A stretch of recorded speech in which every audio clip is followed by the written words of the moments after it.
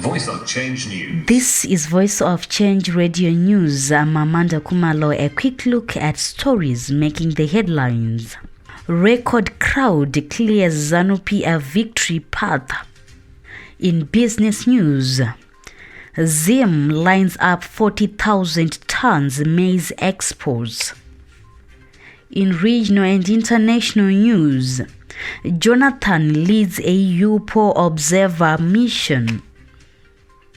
In sports news, Bosso gets Mourinho's blessings. The news in detail. Zanu Pf's culture of winning elections riding on the back of unparalleled popularity remains unquestionable, and the Revolutionary Party is marching towards yet another crushing victory in the August 23 harmonized general elections, President Mnangagwa has said.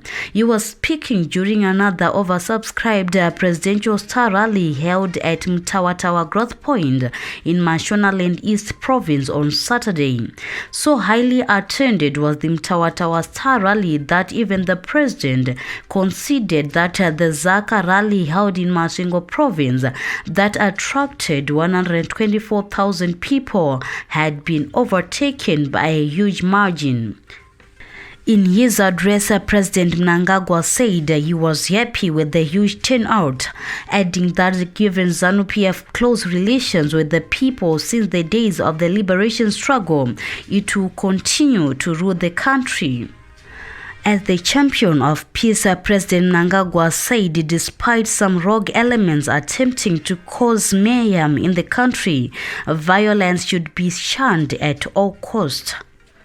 On a sad note, Zimbabwe's ambassador to the Democratic Republic of Congo, Johannes Tomana, died yesterday morning after a short illness. He was 56. Born on September 9, 1967, Ambassador Tomana was a lawyer by training and distinguished himself in private practice. In 2005, he was appointed to be one of the commissioners of the Zimbabwe Anti-Corruption Commission, one of the independent constitutional bodies established to fight graft. He was later appointed Attorney General in 2008, where he performed the dual role of leading the prosecution department and government advisory role. Ambassador Tomana became the country's first prosecutor general. Ambassador Tomana's role in government saw him included on the United States illegal sanctions list, which targeted senior government and Zanu Pf officials. Moving on to business news.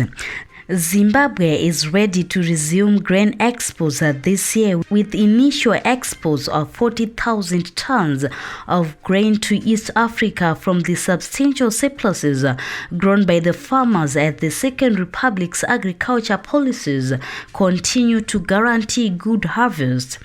Wheat exports are also being considered after Zimbabwe attained self-sufficiency for the first time last year and should be reaping a significant surplus over the next few months.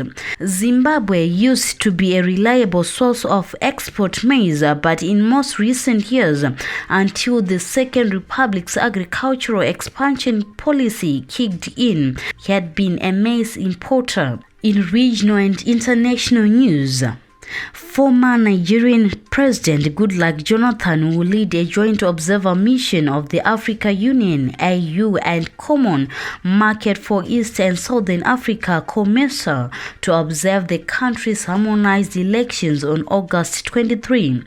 The Zimbabwe Electoral Commission and government recently invited local and international observers to observe the country's polls. The European Union has deployed its team to observe the country's elections.